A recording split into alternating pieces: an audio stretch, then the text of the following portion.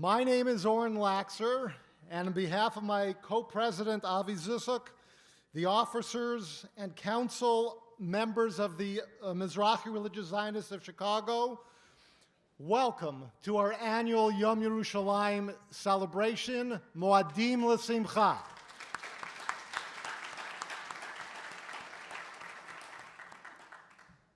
To begin the program this evening, I'd like to ask Rabbi Tzvi Engel of Congregation Or Torah to come up, who will say the Mishaberach for the, he'll say some Tehilim, the Mishaberach for the Chayalim, and then a Mishaberach for the Chatufim.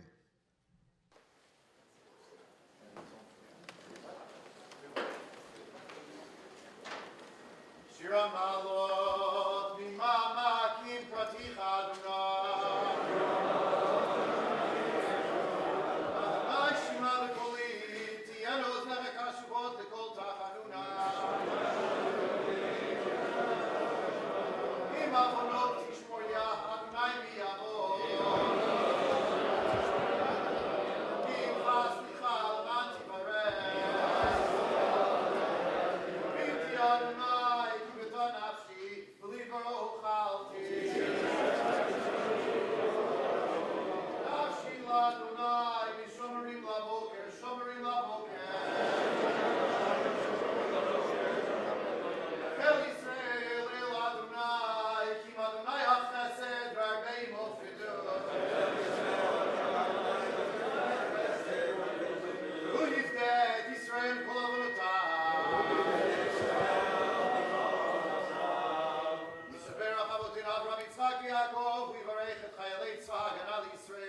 ואנשי כוחות הביטחון העומדים על משמר ארצנו בערי אלוהינו מגבול הלבנון ועד מדבר מצרים ומניהם הגדול עד לבוא הערבה ובכל מקום שהם ביבשה באוויר ובים ייתן אדוני את אויבינו הקים עלינו ניגפים לפניהם הקדוש ברוך הוא ישמור ויציל את חיילינו מכל צרה וצוקה ומכל נגע ומחלה וישלח ברכה והצלחה בכל מעשי ידיהם ידבר שונאים תחתיהם וידבר בחטא ישועה ובעטר ניצחון ויקוים בהם הכתוב כי אדוני אלוהיכם ההולך עמכם להילחם לכם עם אויביכם להושיע אתכם ונאמר אמן. מי שברך אבותינו אברהם יצחק ויעקב יוסף משה ואהרון דוד ושלמה הוא יברך וישמור וינצור את נעדרי צבא הגנה לישראל ואת השבויים בתוך שאר אחינו בית ישראל הנתונים בצרה ובשביה בעבור שהקהל מתפלל בעבורם הקדוש ברוך הוא ימלא רחמים עליהם ויוציאנו מחושך וצל מוות ובאוצרותיהם ינתק וממצוקותיהם יושיעם וישיבם במהרה לחיק משפחותיהם יודו לאדוני חסדו ונפלאותיו לבני אדם ויקוים בהם נקרא שכתוב ופדויי אדוני ישובון ובאו ציון ברינה ושמחת עולם על ראשם ששון ושמחה ישיגו ונשאו יגון והנחה ונאמר אמן. Now I'd like to call up our executive director, Rabbi Jerry Eisenberg, to do the tefillah for the Shlom HaMedina.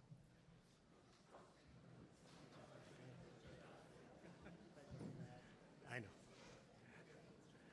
Exercise.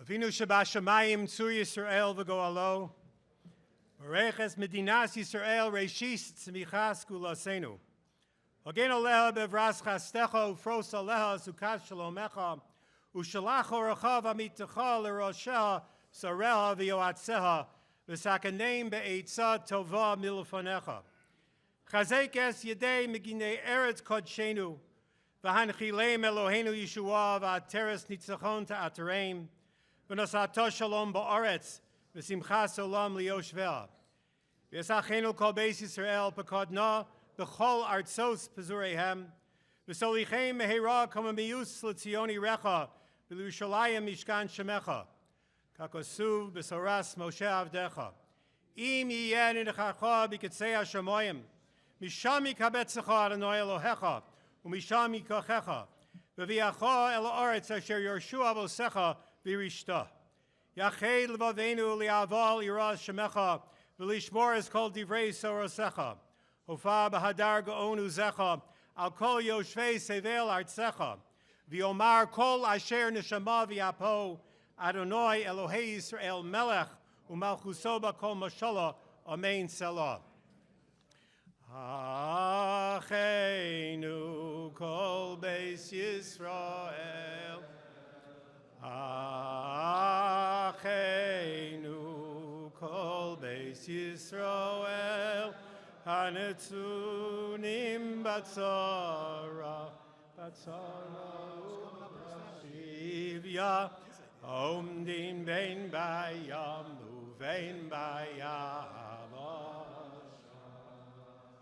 Hamakom Yerachem, Yerachem Aleim, Liotziim Mitzara, Virvacha,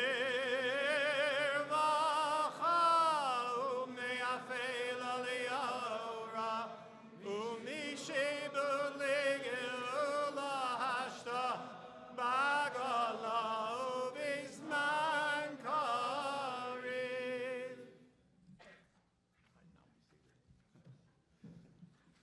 You may now be seated.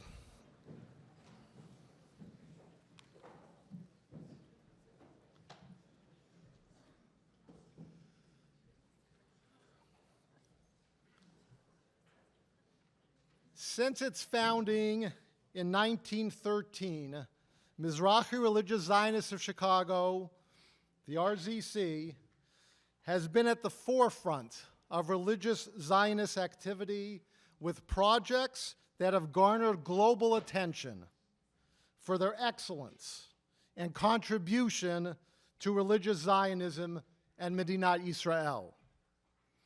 Just two recent examples are Chicago Mizrachi Pinach Hama and Itamar, which has served now over 20,000 soldiers of the IDF since it began its operations in 2020, and our restoration of a Sefer Torah for a military base in Shomron. Both those projects were done in honor of all the Chayalim Bodedim that have ever served in Tzahal from this community. They deserve a round of applause.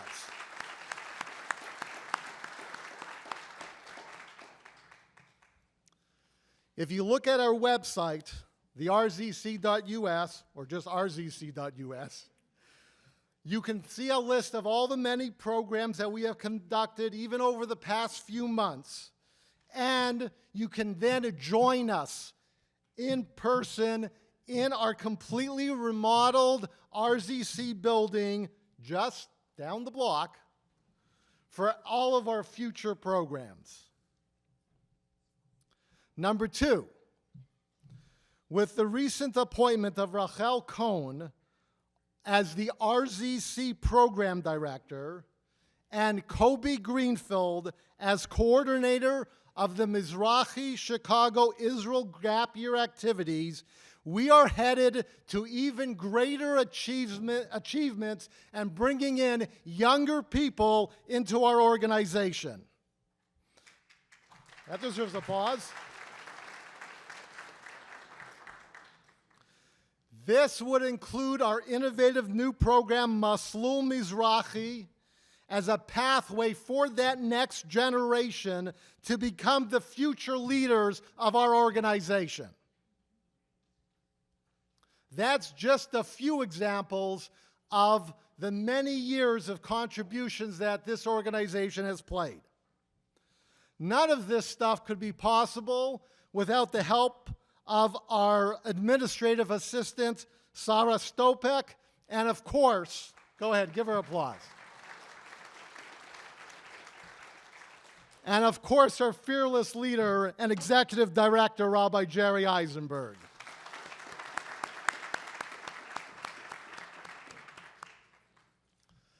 I'd like to start the evening off by acknowledging Alderman Debra Silverstein, who's joining us here today.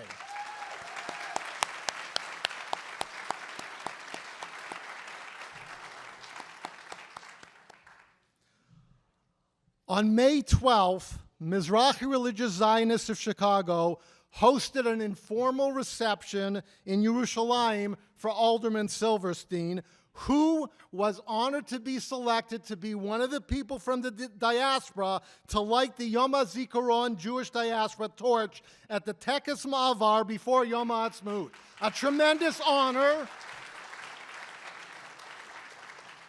And she represents our community so well. Those of us who know her know that she is the only Jewish member now of the Chicago City Council and has been awe-inspiring as she stands up for Israel no matter what and the fight against anti-Semitism.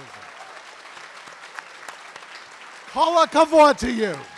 I think that deserves a standing ovation.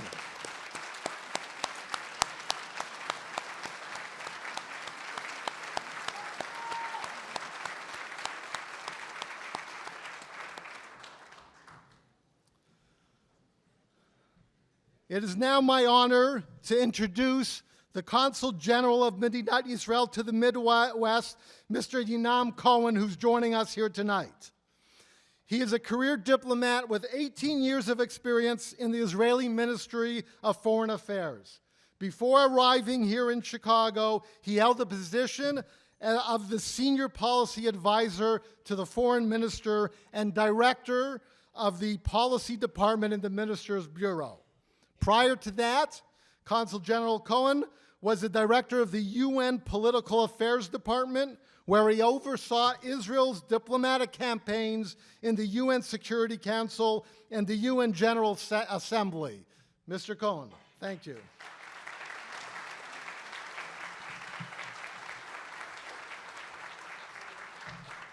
Thank you. One thing you forgot to mention in my biography, and that is that I'm a devoted son of the Mizrachi movement. I grew up in Bnei Akiva. Shevet HaMishav, to those who know, now you can tell my age. Is there anybody here from Shevet HaMishav? Yeah. Snif Armon HaNatziv in Yerushalayim. Good evening, everybody. As we gather to celebrate Yom Yerushalayim this year, it may feel as though there are few reasons to rejoice. This week marks the beginning of the 9 months of what seems to be Israel's second war of independence. The north is still engulfed in flames. Many of our hostages remain in the terror dungeons of Hamas in Gaza, and international pressure on Israel is intensifying. It has been unquestionably the darkest hour of Israel's 76 years of independence and a profoundly challenging time in Jewish history. But in moments like these, it's imperative to zoom out and broaden our perspective. Here's mine. 57 years ago, Jerusalem was liberated from 19 years of Jordanian occupation, 30 years of British mandate, 400 years of oppression under the Ottoman Empire, 260 years of Mamluk Sultanate, and centuries of rule under Islamic Caliphate and Crusader kingdoms, among others. Finally, after 2,000 years, Ir HaKodesh, the Holy City, is once again under Jewish sovereignty.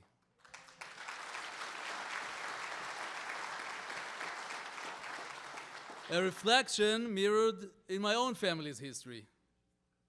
My grandparents arrived in Jerusalem some 90 years ago from their communities in Iraq, Egypt, and Yemen, driven by their love for Zion. Jerusalem back then was a poor city under the British mandate.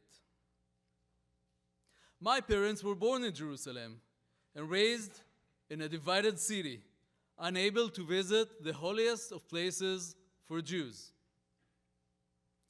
When I was born in Jerusalem, excitement was still palpable in a city about to celebrate its first decade of unification. My children, now the fourth generation to grow up in the Holy City, know no reality other than a united Jerusalem, the eternal capital of the state of Israel.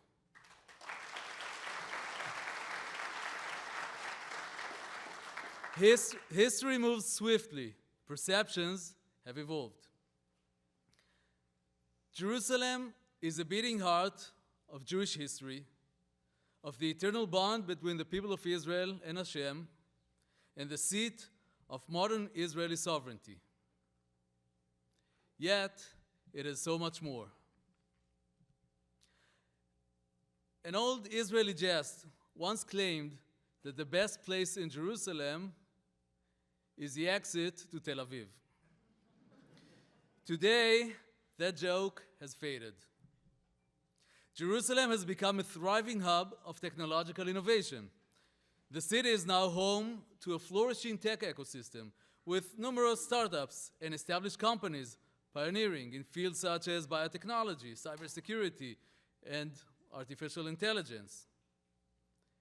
Take Mobileye, for example, a Jerusalem-based company founded by my computer science professor at the Hebrew U, which has grown into a global leader in autonomous driving technology, acquired by Intel for more than $15 billion just a few years ago.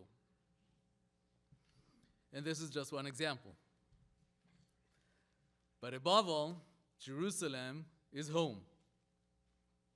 You don't need to live in Jerusalem to feel at home from the first moment you arrive. It is the embodiment of 3,000 years of Jewish heritage, the clamor of the shuk on a Friday morning, the scent of the pine trees, or the aroma of a freshly made hummus on Emek Rephaim. It's a glory of the Kotel, and the millennia of history on display at the Israel Museum. An unparalleled fusion of people, cultures, cuisines, and languages. Jerusalem is our collective home, and it is my personal home. It is a place I yearn for every single day. The poignant words of the medieval poet of Zion, Rabbi Yehuda Halevi, have echoed across every generation. Libi b'mizrach ve'anochi b'sof ma'arav. My heart is in the east, and I am in the far reaches of the west. This sentiment encapsulates our collective longing, particularly since October 7th. We're privileged to live in an era where Jerusalem is not merely an aspiration, but the spiritual and the physical capital of the Jewish people and the state of Israel. Let us all celebrate Jerusalem together. Yom Yerushalayim Sameach. Thank you.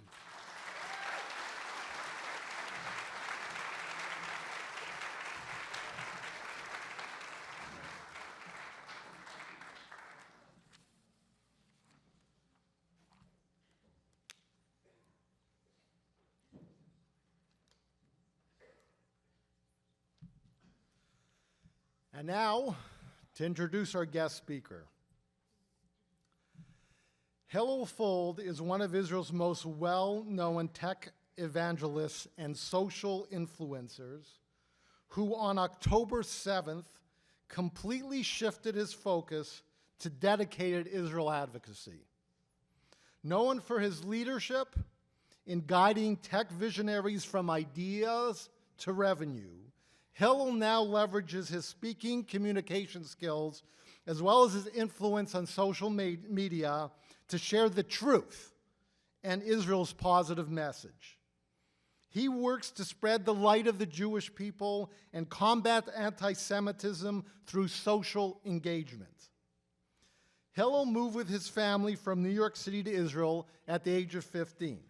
And his deep personal connection to Israel and his strong commitment to defending Israel online is underscored by the tragic loss of his brother Ari Fuld to a Palestinian terrorist in 2018.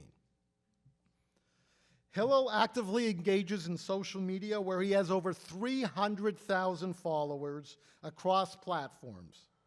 He has written for publications such as Forbes, Mashable, and others, and recently appeared on interviews with CNN, I-24, and WABC. His first-hand accounts and clear moral clarity on the war and current events in Israel make him a sought-after speaker and commentator who brings unique insights and critical issues to the forefront of public discourse. In fact, in the past few days, Hillel and Piers Morgan have exchanged several tweets on the current situation in the war in Gaza, specifically related to the deaths of non-combatants in the recent explosion in Rafah. Hillel initiated with a tweet tagging Piers and voicing his disappointment that Piers is listening to Hamas propaganda and seems to be losing his moral clarity. Piers responded with his absolute moral clarity, stating that dropping massive bombs on refugee camps full of innocent women and children is morally repugnant. Hillel responded swiftly that none of that is true and offered video evidence. Piers replied, so the 45 Palestinians killed in the refugee camp died through no fault of Israel whatsoever? If that's the case, why has Netanyahu admitted it was a tragic mistake by the IDF? Genuine question. Hillel offered to take the conversation to a more suitable forum. Just an example of an exchange from a few days ago from Piers. Hi, Hillel. Hope all is well. I'm with Piers Morgan's global news program in London. Eager to ask if you would potentially be able to join us on a panel discussion. When? Monday, June 3rd, between 11:30 a.m. and 12:30 p.m. Eastern time. We intend discussing Rafah/ceasefire. Would it be possible to have a chat with you over the phone? Hillel's response, no. I have more important things to do, like go to Chicago and fly in, because I'm going to their Yerushalayim celebration. So he gave up Piers Morgan for us, so I'd like to call him up here so we can hear some of his words. Thank you.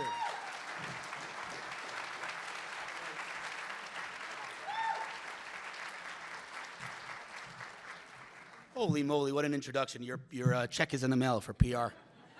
Wow. So I got to tell you that it's true that I turned down the Piers Morgan interview, but the person who replaced me is the legendary Fleur Hassan, the deputy mayor of Jerusalem. And I don't know if you watched that interview, but it was brutal. And I have to say thank you for giving me the opportunity to say no to him.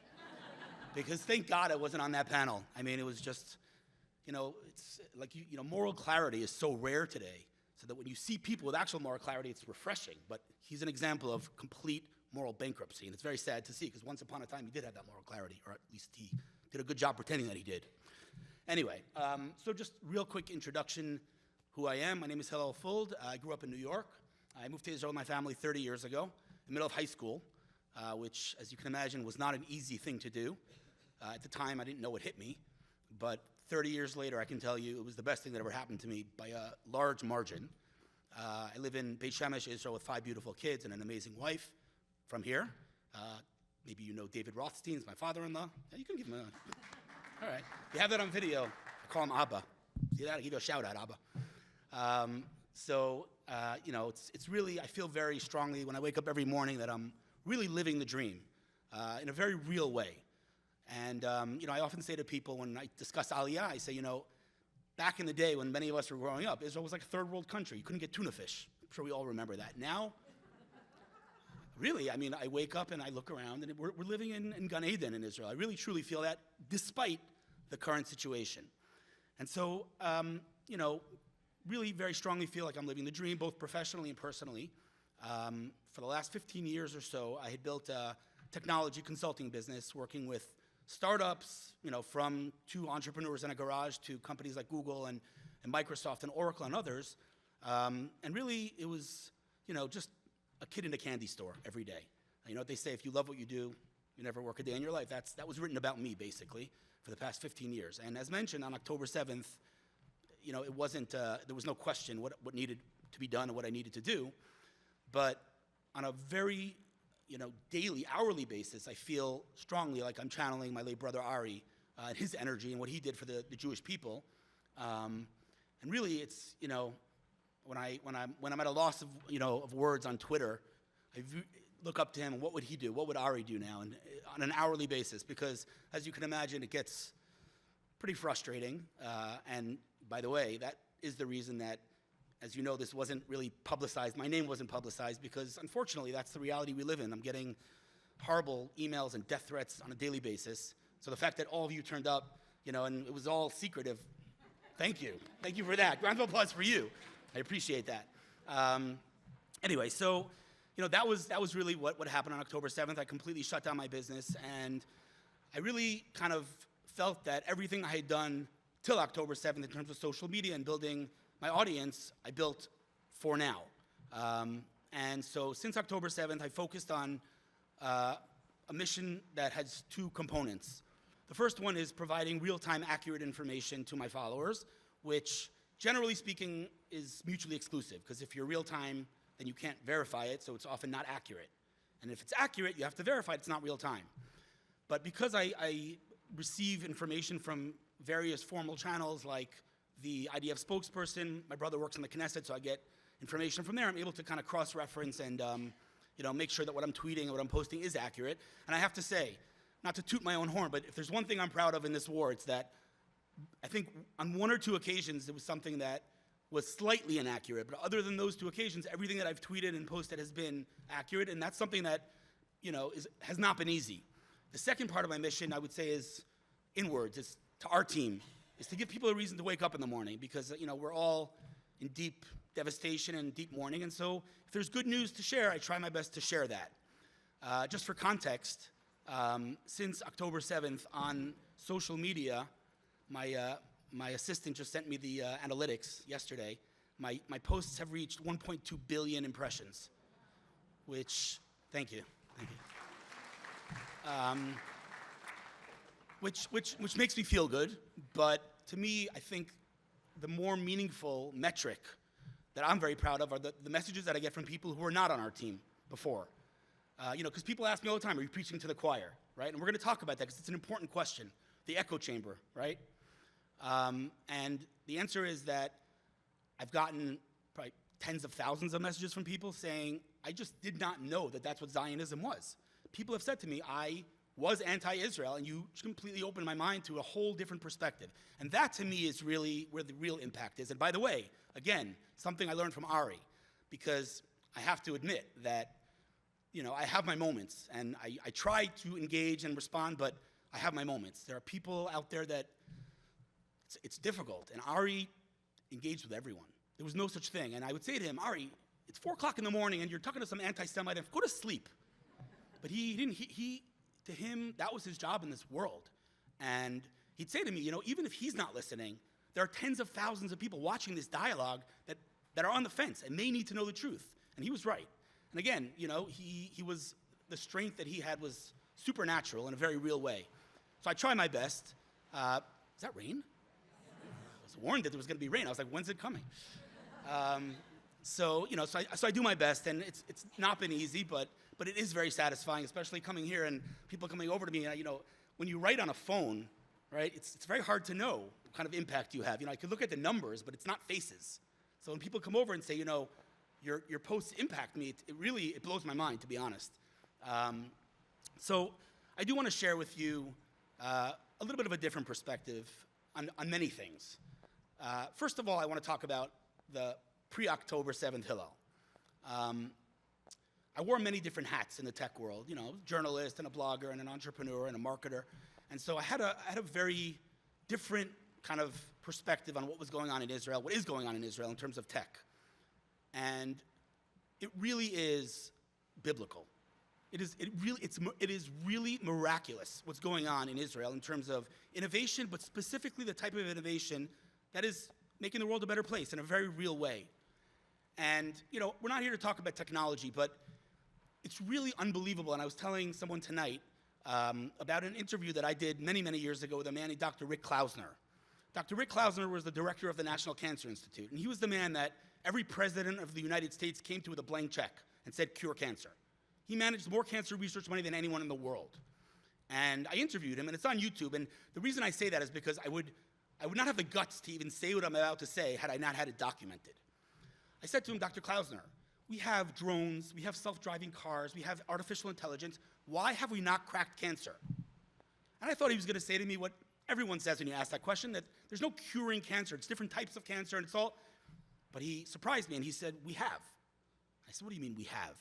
He said, we have finally, after 100 years of research, learned how to take a person's immune system to kill his own cancer.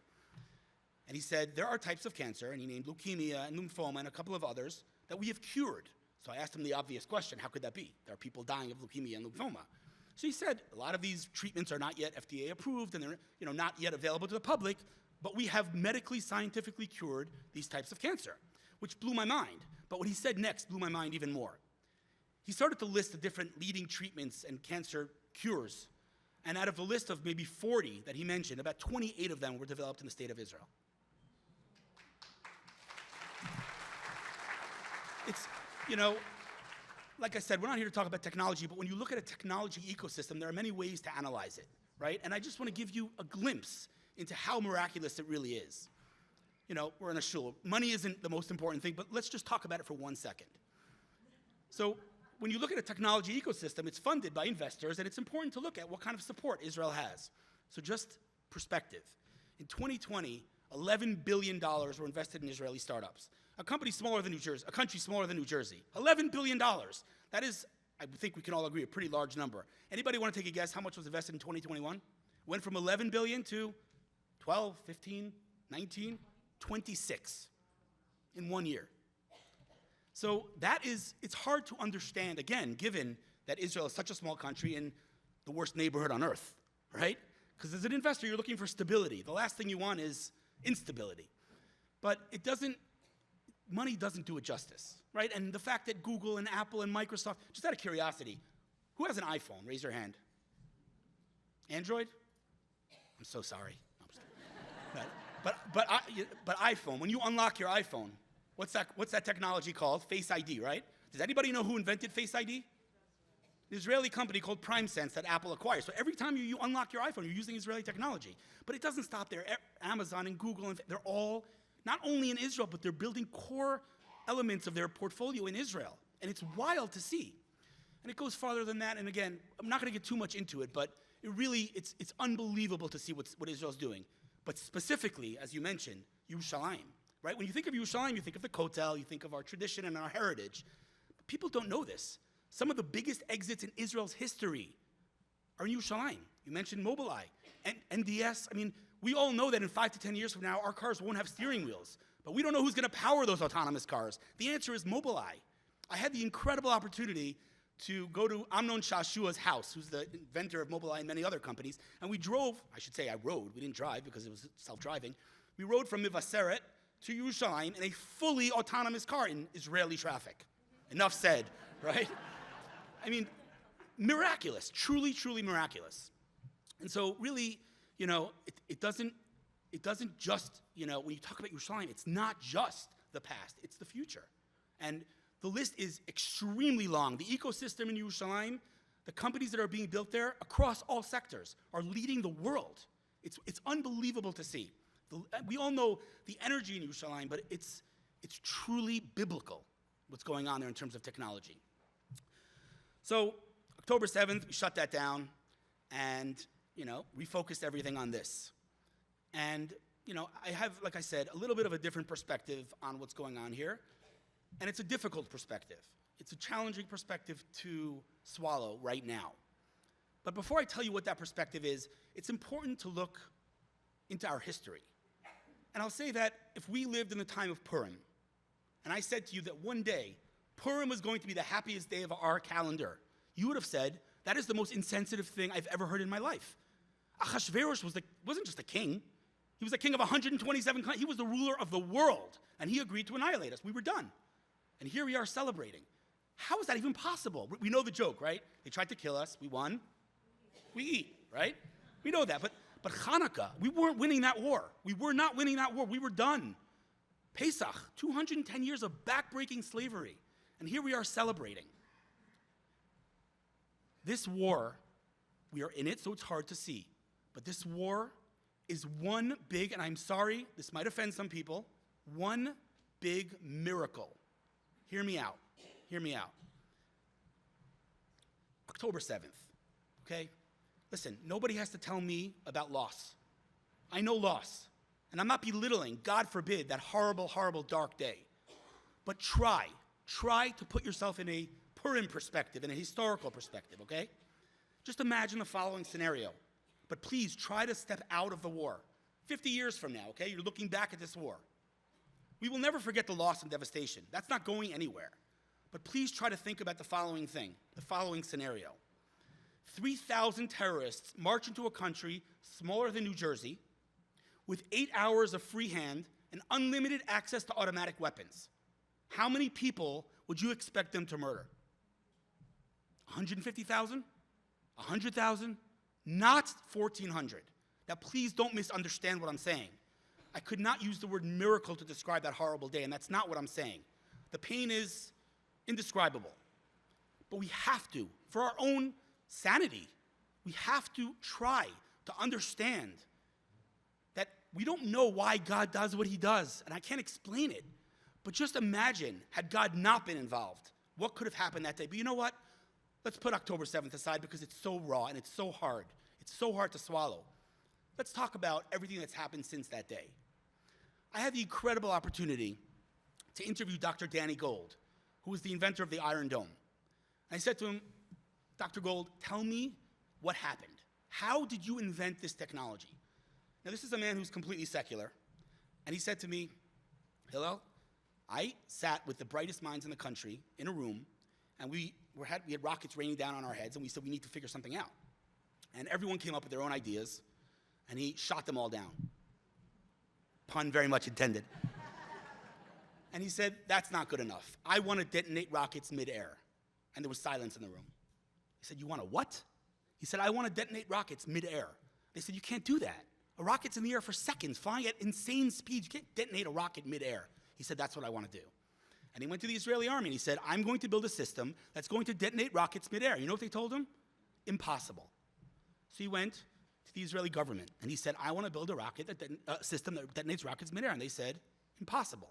So he went to the State Department. Impossible. He went to the US Army. Impossible. And he built this thing that we take for granted. We say, oh yeah, sure, detonate. Sure, Iran fired 300 ballistic missiles and they were detonated in 99% precision. We just like, yeah, Iron Dome. This is a miracle, as far as I'm concerned, the caliber of the splitting of the sea. This is a technological wonder. There is not a person, not a military strategist in the world who can explain how we detonate 99% of those rockets, of those missiles, of those drones that miraculous night. This was historical. This was a miracle, an open miracle. I know we're told that there are no open miracles today. Katonti, but I beg to differ. Maybe I'm wrong, but how could you not see miracles here? But you know what? Put the Iron Dome aside.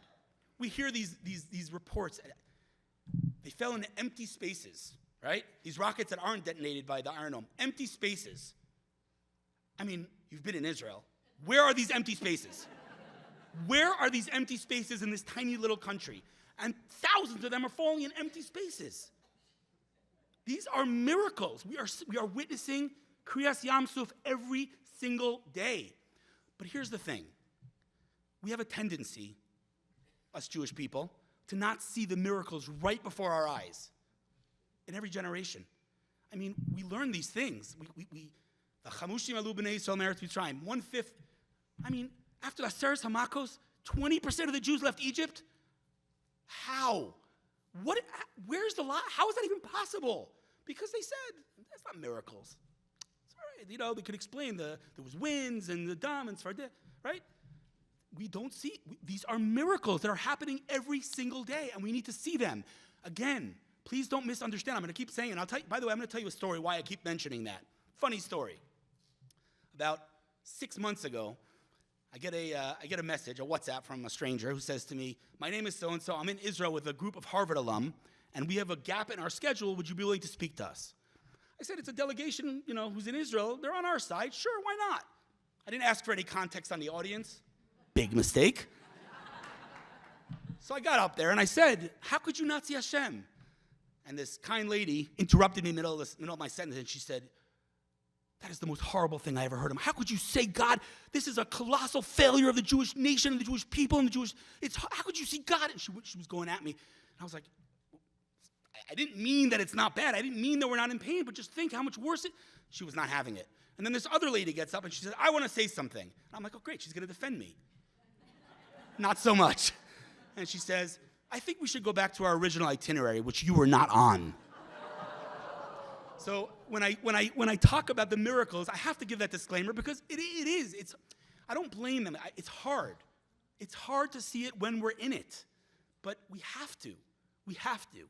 Just imagine 50 years from now looking at this war, right? Miracles, we call miracles, something that's generally positive. Call it whatever you want. Don't call it miracles. Call it divine intervention. Call it whatever you want. Why is the world obsessed with this war? Someone explain to me why the world is, it's all anyone talks about. Is it the casualty numbers? Because if you take Hamas's ridiculously fabricated numbers and multiply them by 5, that is doesn't even scratch the surface, which is what happens in Syria every year and the real genocides around the world, and no one talks about them. Why? Again, I can't explain why God does what he does, but I can tell you that this war is illogical. It is irrational. It makes no sense. And, this last week's Parsha, how could you ignore it? Literally we see the Tochacha happening, right? And so I have to remind myself literally 5 times a day about the famous Rabbi Akiva story, right? I'm sure many of you know it, worth repeating, right? Rabbi Akiva's walking with 4 other rabbis, or 3? 3 other rabbis. 4 rabbis are walking. Rabbi Akiva was the youngest of the bunch. And they're walking by where the Mikdash once stood, where the Kodesh HaKodashim once stood, and they see a fox walking. And they all start crying. And he famously starts laughing. And they say, what are you laughing about? And he says, what are you crying about? They said, what do you mean? There's a fox walking where the Kodesh HaKodashim once stood. And he said, but that's why I'm laughing. It says, Shualim Hilchu, but we're going to have foxes walking there. So if this prophecy came true, then the rest of them are going to come true too. And they said, Akiva nichamtani. They didn't call him Rabbi Akiva because he was the youngest of the bunch. Akiva nichamtani, you've comforted us. We have to remember, everything we're seeing today is written. It's all predicted. And again, it's this week's Parsha. We're not talking about some Zohar somewhere. Literally read the Tochacha. It's all natural occurrences, right? And so we owe it to ourselves to not look at this war through a logical lens. Now, I'm not saying that we shouldn't be aware of the geopolitical situation and, the friendship between America and Israel. This is all important things. We should be aware of it. And I got to tell you, 2 days before the war, I wrote on my social media, and the beauty of social media is you can go verify this if you don't believe me, because it's hard to believe. I don't know what hit me, but I looked at the geopolitical situation. I said, there's no way this doesn't boil over. Something's about to happen. So I wrote on social media, I said, if you're looking at what's going on right now between, Russia and Ukraine and America and Iran and China and internal politics in Israel, and you think something big's not about to happen, then you're not paying attention. And I wrote in the post, Israel's going to be at the center of it, 2 days before. Now, I'm not saying that to say, to toot my own horn or to pretend I'm a Navi, but look at the world right now. This is a biblical event. This is not just another war. And we have to keep reminding ourselves that. And it's hard. It's hard. I struggle with it every day, especially given, the hate that exists in the world and is manifested most on the internet. I got to tell you, many years ago, I met with Ben Shapiro, and I asked him, I said, how do you handle all the hate? I said, I read your tweets, and I read the replies. How do you handle it? He said, what do you mean, how do I handle it? I don't read that stuff. I said, what do you mean you don't read that stuff? He said, I post and I mute. I remember thinking to myself, but isn't it called social media? Aren't you supposed to engage with people? And at the time, I thought, that's not how this is supposed to work. But that's what I do now. I post and I mute. And, occasionally I'll go in and just kind of take a peek at what people write to me, and I'm like, okay, now I understand why I'm muting, right? the hypocrisy, we all know it. But we have two choices. This is the way, and I'm telling you, I'm speaking to myself here. We have two choices. We can either continue to be frustrated and be angry and lose our minds, because that's how we all feel. We look at the world and we're like, are you serious? Like, are you for real? Do you really believe that? Or we could say, God, I don't know why you're doing what you're doing. You have a good sense of humor. That's what I tell myself every single day. And so, it's really, again, we have to take a step back. And I have to tell you something that my father likes to quote that I think is, first of all, an unbelievable statistic in general, but I think it's magnified in its beauty, given that it comes from my father who sacrificed so much. He said something unbelievable, and it's worth internalizing and thinking about. There has never been a 75-year period in the history of the Jewish people since the Churban HaBayis in which so few Jews have been killed. I'm going to repeat that. There has never been a 75-year period, ever. Think about it. Pogroms, the Inquisition, whatever, all the events in which so few Jews have been killed. Now, again, God forbid am I belittling every loss of life. Every loss of life is an entire world. But we also have to understand that the existence of the state of Israel is protecting us as a people. And we can't forget that. As hard as it is, we are in deep pain and devastation. And it's something that I have to say, I've spoken to many people about this in the last couple of days. I'm very concerned about the day after in terms of our mental health, right? I mean, the entire country is going to be in PTSD in a very real way. And I know, and I'll give you a little hint, it stays in this room. There's a lot being done, very innovative ways that the government is going to deal with it. Very, very positive and innovative ways. Things are being done, and it's not something that's not being addressed. But it's a scary thing. We're in deep devastation. We all are. But things are going to be okay. Things are going to be okay. We dance, we celebrate on Purim, we celebrate on Hanukkah, all of them. And Simchas Torah is going to be, again, the happiest day of our year. We will dance again. We will.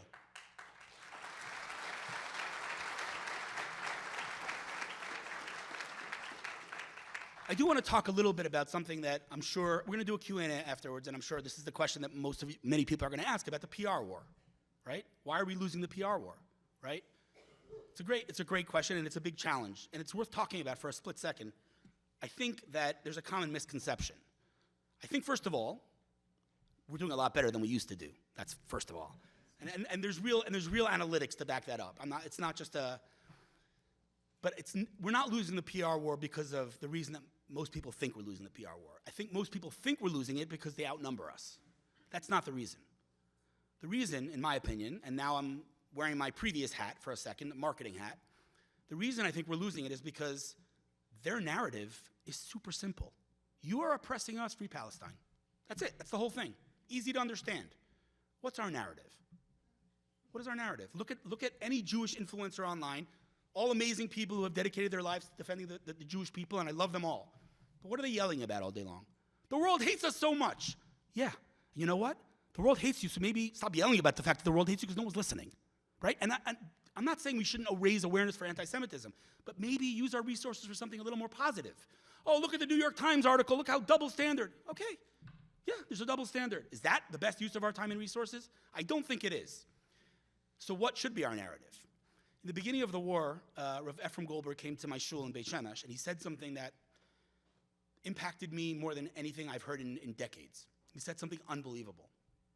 Lech Lecha, Parshas Lech Lecha. We all know this pasuk.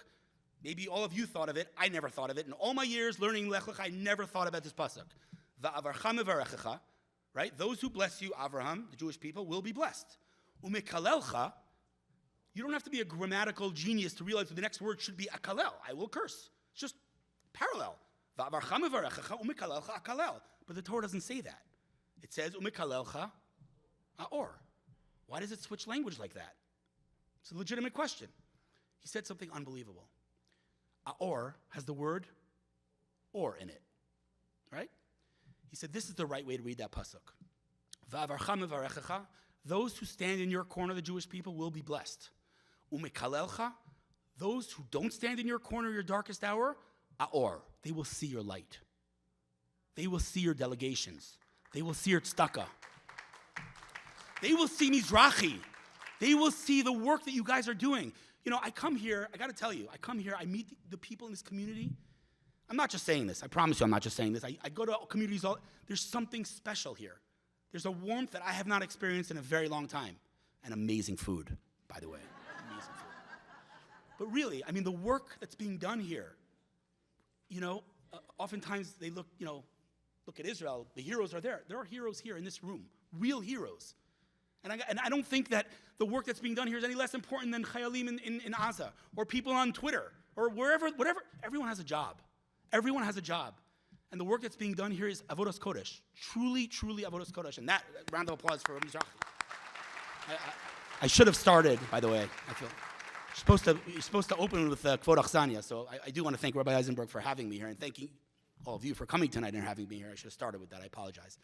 But really, it's truly unbelievable to see the or of the Jewish people. That should be our narrative. They are the forces of darkness. We need to own light. The Jewish people have been nothing but a source of light in this world in a very real way. In a very real way. We talked about cancer research, but who's first when there's a natural disaster in the world? Who's the first on scene? Israel. The Jewish people are a real source of light, and it's time to own that. It's time to stop being embarrassed and try to appease our enemies, because it doesn't work, in case you haven't noticed.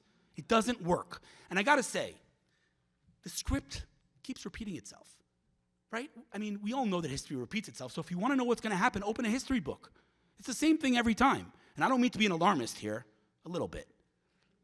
But what happens in every empire? The empire grows and grows and achieves world domination, and then it throws morality out the window. It puts people to fight to their death in the Colosseum, right? And then what happens? It comes after the messengers of morality in the world. They can't come after the creator of morality, so what do? They come after, you kill FedEx, you don't get your package, right? We're FedEx. We're bringing morality. So they come after us, and we, unfortunately, in every generation, we think, hey, don't come after us, Greeks. We're just like you, Greeks. We're just like you, Romans, right? We think we can, and they're like, you're not just like us. And we have a tool that we've developed to show you that you're not just like us. It's called anti-Semitism. And then the empire falls, every single time. Now again, please don't misunderstand. America, I have tremendous gratitude. My family, right? But things are getting pretty scary, and we need to open our eyes. We need to open our eyes. We need to continue doing what we're doing from here, because we depend on it, and each and every one of us has a job. And I want to talk for 1 second about what we talked about before, about the echo chamber thing, because I hear it 50 times a day. What's the point of me posting on Facebook and my social media? I'm speaking to my echo chamber, right? We've all heard that, that excuse. And the reason I say it's an excuse is because it's simply false. Just technically speaking, and this is such an important point, the way social media works is if you post something and one of your friends shares it, you just echoed your echo chamber. You just accessed their friends and their followers. So every single one of us has a job. And if you don't know what your job is, then yes, open your Facebook and share the truth.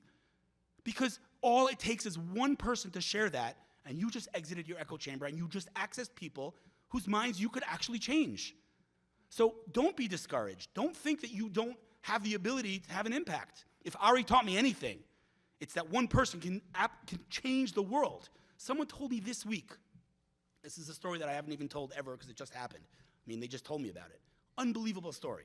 Someone wrote me on Facebook, completely unaffiliated Jew, never kept Shabbos in her life, never, nothing. And she gives her kids brachas every Friday night. I said, how did that happen? She said in Ari's last video, he was doing what he did on Friday. Every Friday he would barbecue and give divrei Torah. And Tamar, his oldest daughter, walked out of the house. She was going away for Shabbos, and he put the phone down in the middle of his live stream, and he gave her a bracha. And this person saw that. Ari didn't preach anything. He just did what he did. He gave her a bracha. That's what we do. And this person saw that, and since then has been blessing her children every Friday night. Every single one of us in this room has the ability, using our keyboard, really, it sounds funny, but it's the truth.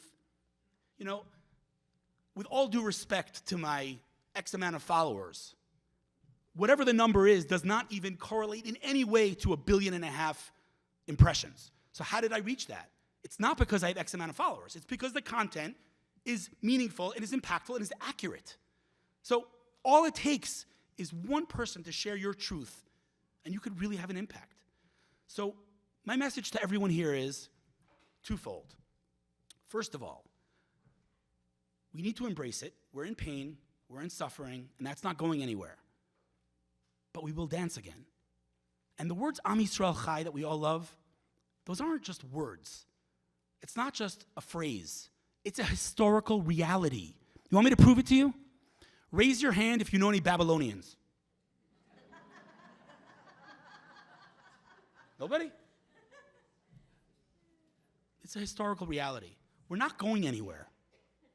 We're not going anywhere now or ever, no matter who comes at us. So yes, we will cry, we will mourn, and we will never forget, ever. We also don't forget. We don't forget. We won't forget. But we also have to understand that this is bigger than us. There's something biblical happening right now. And I'm not a Chabadnik, but I mean, Mashiach's coming. Come on. Come on. What has to happen? We know the world's going to be upside down before Mashiach comes. I don't think it could get more upside down than it is right now. Mashiach's coming. We have to continue doing what we're doing. We have to each do our part. And the worst thing that we can do, and it's easy to fall into this, is to sit on our phones just reading social media and being devastated. It's easy to do because there's so much bad news. But let's not forget that that's how media works. They want you to see the bad news because that's what sells, right? The good news doesn't sell. So take everything with a grain of salt. Understand that at the end of the day, we will win this. What was will be no more. Hamas will be no more. We will get our hostages back. Emir Hashem.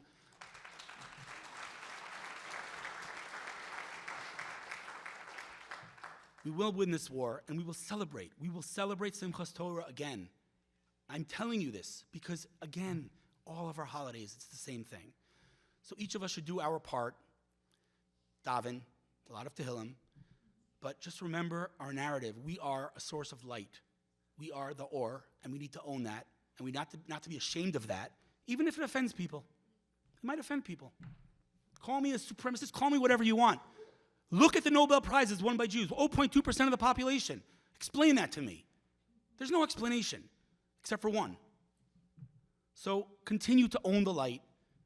Continue to remind yourself over, and I have to do it 20 times a day. I read the news and I say, oh God, Hillel, stop it. I was just flying here and I didn't have Wi-Fi on the plane. And all I could think, oh my God, what happens if I land in the news? And Hillel, stop it. What are you doing? Hashem's running the show. Stop it. Your anxiety is going to help no one, not yourself and not anyone. Just stop it. Remember, Hashem is running the show. There are miracles happening every single day. We just need to open our eyes and see them. And we need to break the pattern of history of not seeing the miracles. Again, all these stories, I think the war has just opened my eyes to the Torah. Things that I learned for 45 years I never paid attention to. How could it be that the Meraglim, how could it be that 10 of the Gdolei Ador spoke badly about Israel? What were their, I learned this story. I said, yeah, sure. 10 of the head of the Shvatim spoke badly about Israel. And it's like, yeah, okay, let's go on to the next parsha. Why don't we think about that for 1 second? How could that be? What was their narrative? I don't know. I wasn't there. But I would imagine it was something along the lines of, I'm in the Midbar. I have Man. I have Ananei HaKavod. I have a direct line of communication with Hashem. I'm frum. I'm going to stay in the Midbar. I'm going to stay frum. Hashem's like, that's not your job. Get into Israel, right? And the narrative in Mitzrayim was, I have a roof over my heads. Okay, we're avadim, we're slaves. But you know what? I was born here. My parents are I'm Egyptian. We just don't see what's right before our eyes. So we need to break that pattern. We need to see what's before our eyes. We need to thank Hashem. We all know the story. I'm sure many of you. I'm going to repeat it because it's an amazing story. The famous story about the storm. And the man gets on a high roof, right? Everyone's getting in I know most of you know, but maybe if there's one person in this room who doesn't know it, right? Everyone's getting in their boats, and they send over a boat, and they said to the man, get in the boat. And he says, no, Hashem will save me. They send over a helicopter. Get in the helicopter. No, Hashem will save me. And then he drowns. And he goes up to Hashem, and he says, Hashem, I believed in you. How could you let me die like that? He said, let you die like that? I sent you boats. I sent you helicopters. You didn't get on. This is what's happening today. Hashem is sending us. We talk about Ananei HaKavod. What do you think the Iron Dome is? That's Ananei HaKavod. It is a dome over our heads. How could we not see it? But we don't. So we need to force ourselves, as hard as it is, and it's hard to remember, yes, it hurts. Yes, it's painful, but it will end well.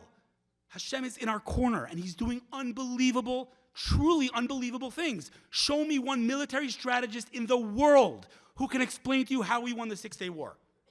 It does not exist, because the Six-Day War is a miracle, an open, blatant miracle, as is the state of Israel. It is a miracle that we live every single day. So just remind yourselves of that every time it gets hard. Because it gets hard. It's very hard. But again, Am Yisrael Chai, and we will dance again. Thank you very, very much. Okay, let's do questions. Anybody have any questions? Not all together. Yes? What's your name? Nice to meet you.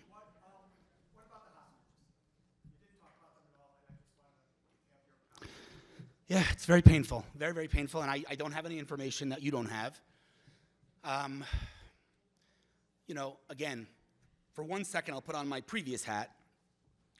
I don't know who defined the objectives of this war, but they're problematic because they're kind of mutually exclusive, right? Because if you're going to defeat Hamas, you can't negotiate with Hamas. And if you're going to negotiate, then you can't defeat. So I don't know. The objectives are pretty complicated. I don't know. I don't have an answer, and all we can do is daven. But, I mean, these families, I couldn't even imagine what it's like to be in Netanyahu's shoes right now, who has to make this decision. All I can say is, we trust Hashem that whatever's going to happen is for the best. I daven every day, there's no bigger mitzvah than Pidyon Shvuim, right? And my heart tells me we need to do everything to get them back. But my head says we need to make sure that the state of Israel exists in 10 years from now, right? It's a real internal conflict that we all, I think, everyone in this room and all of Klal Yisrael has every single day. And I don't have the right answers. I don't know. And that's why, people say go into politics. My God. But that's all. Sure. Yeah. What's your name? Stacy. Nice to meet you. Likewise. I follow you and I follow his brother, and thank you for coming. So we've heard, that there's 50 tunnels now that they found on the border between Gaza and Egypt. And, Egypt has portrayed itself as, right, our partner, our peace partner, blah, blah, blah, blah, blah. What do you foresee is going to happen now?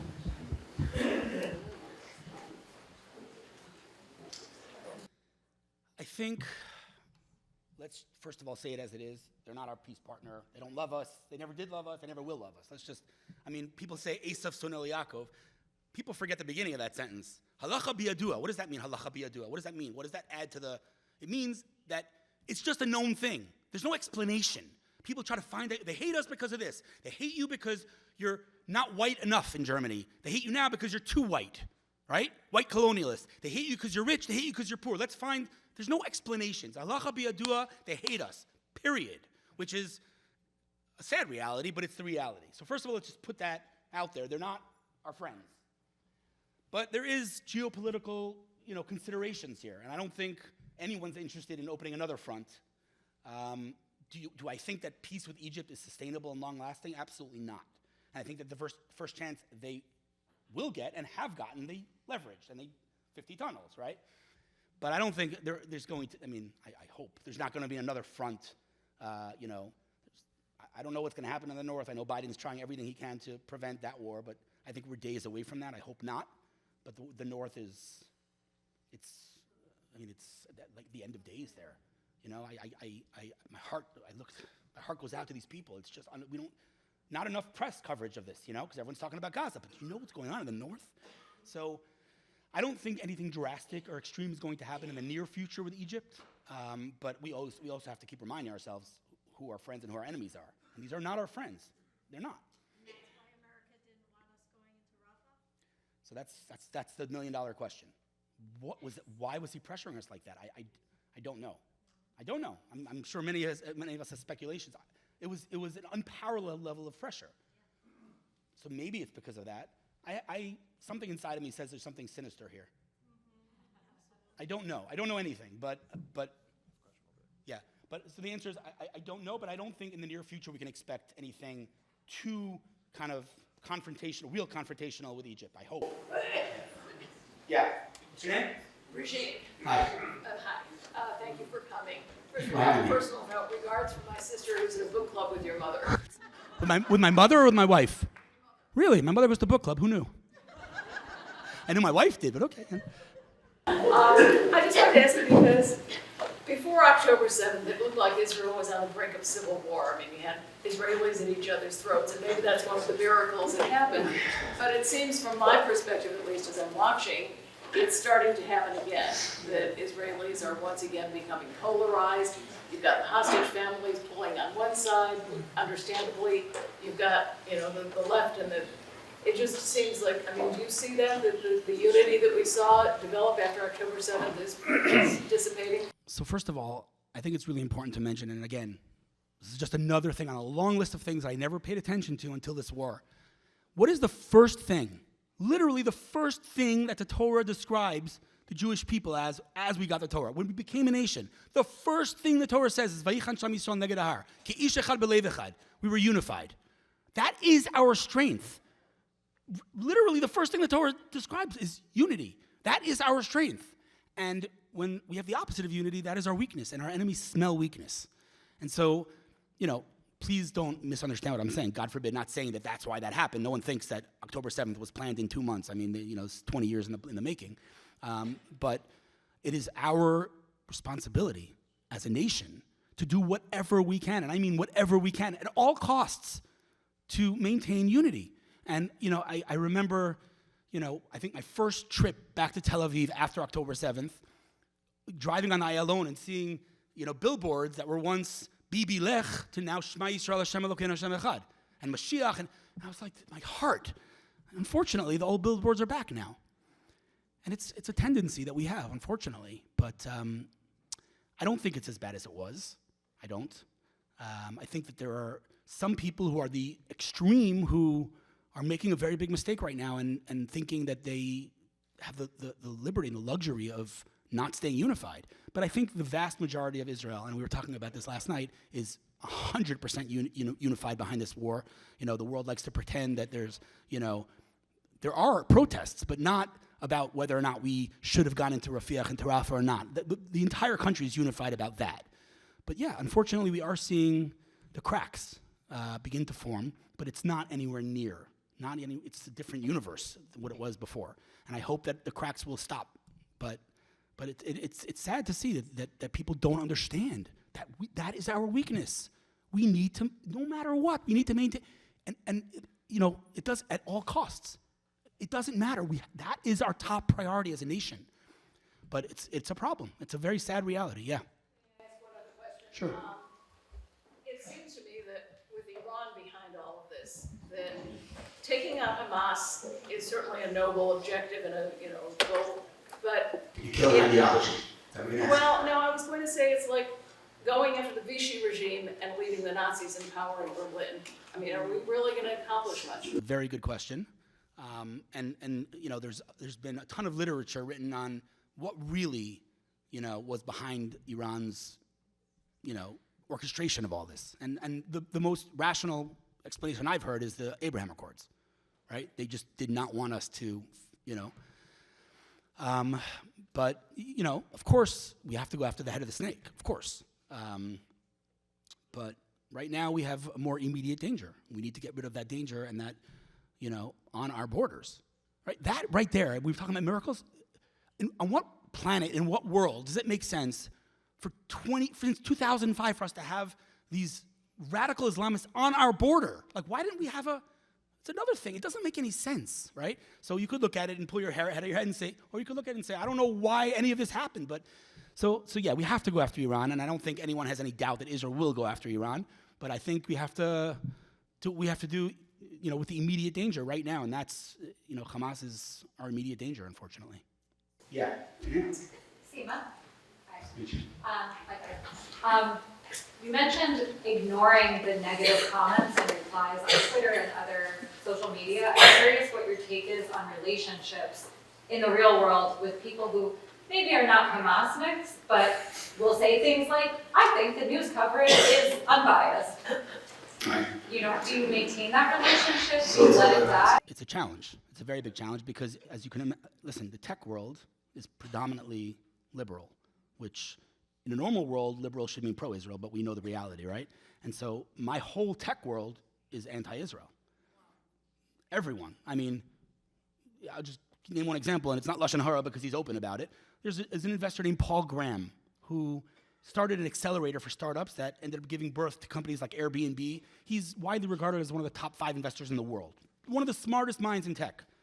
Just a blatant anti-Semite. Now, he doesn't even disguise it anymore with anti-Zionism. Just a blatant anti-Semite. I mean, he blocks all Jews on Twitter. I've never said a word to the guy in my life. He blocked me on Twitter. Like, just blatant, right? And so, you know, how do you maintain a relationship? So it's a balance, right? In other words, there's that, which I have no room for that in my neshama, right? And then there are people who, you know, speak out of ignorance, who just don't know, right? And so the fact that, and this is what puts me in a kind of a unique position because I'm not some hasbara guy. I'm the tech guy. Like, you trusted me yesterday. What, I've gone crazy in a day? Maybe you should listen to me, right? So I am able to speak to these people who are kind of at the pinnacle of the world of technology, who are, I don't know, I'm not going to say pro-Hamas, but definitely not pro-Israel, and have that dialogue. So it's that balance of, is this person worth my time? Are they even listening, right? And again, if I was Ari, I'd talk to anyone, but I don't know how he did that. It was supernatural. But you know, it's a decision that I have to make every single dialogue that I have on the internet. Is this person even listening, right? If a person comes at me and says, Heil Hitler, we're not having this discussion.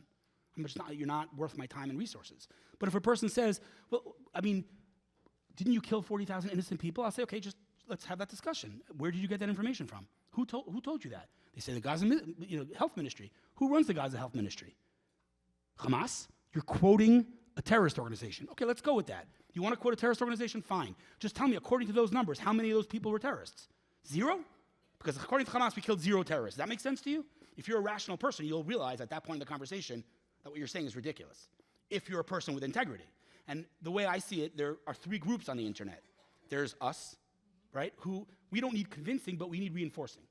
We need more information. We need ammunition, quote unquote, right? Then there's the 3rd group, the Heil Hitler folks. I write them off. There's no talking to them. Then there's the 2nd group, which, according to my anecdotal evidence, I don't have any data to back this up, they are the vast majority of people. They are people who aren't necessarily pro-Israel, but they have integrity. They're willing to talk. Those are the people that I'm targeting. So if you're willing to have a conversation with me, let's have a conversation, right? I mean, I was trying to do that with Piers Morgan. But the point is, there are millions, many, many millions of people out there who are willing to learn. I wrote a post about what is Zionism, right? No emotion, just what is Zionism? Historically, factually, what is Zionism? I probably got 10,000 replies from people saying, I just did not know that. I didn't know that that's what Zionism was.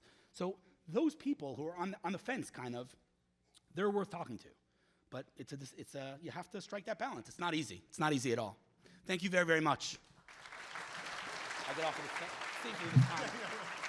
All right.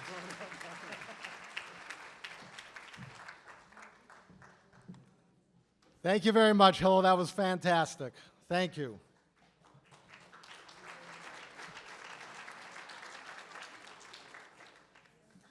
I know the hour is getting a little bit late, but if you allow me just a couple minutes. As many of you know, after 7 years of serving as a president of the RZC, my wife Jill and I are going to be making Aliyah this August. Thank you.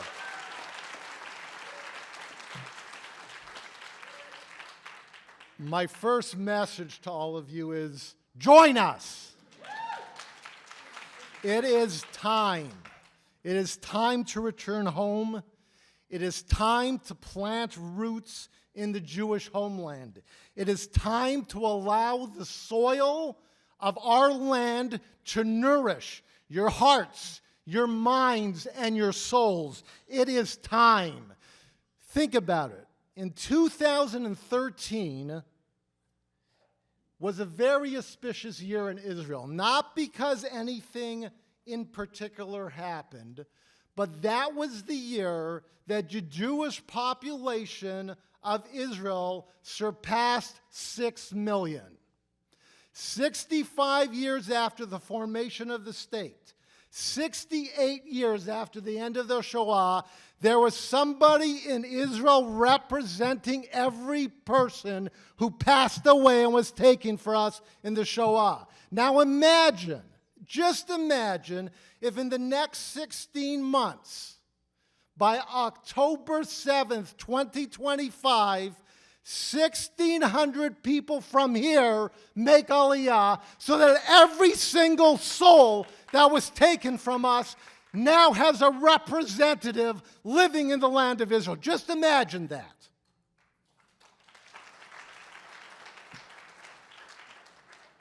Now, I know for some of you, making Aliyah now is either impractical or maybe even impossible.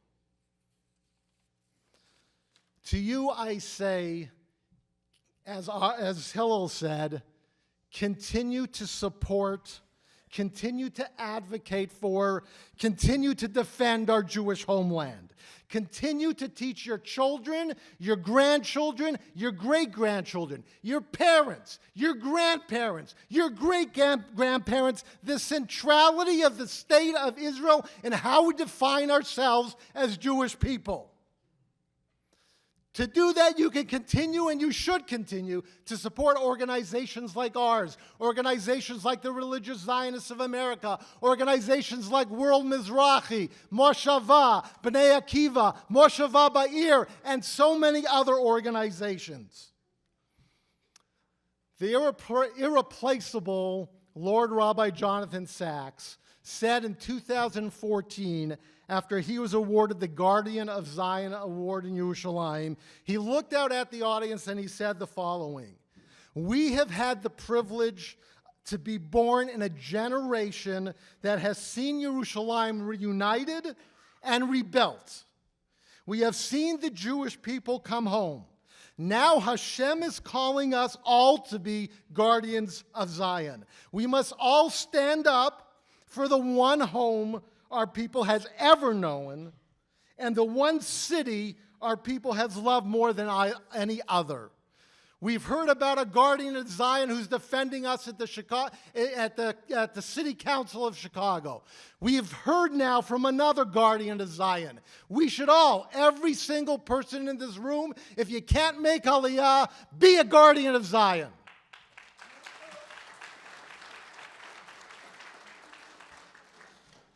I would now like to call upon Rabbi Sam Selesky to lead us in Tefillat Ma'ariv.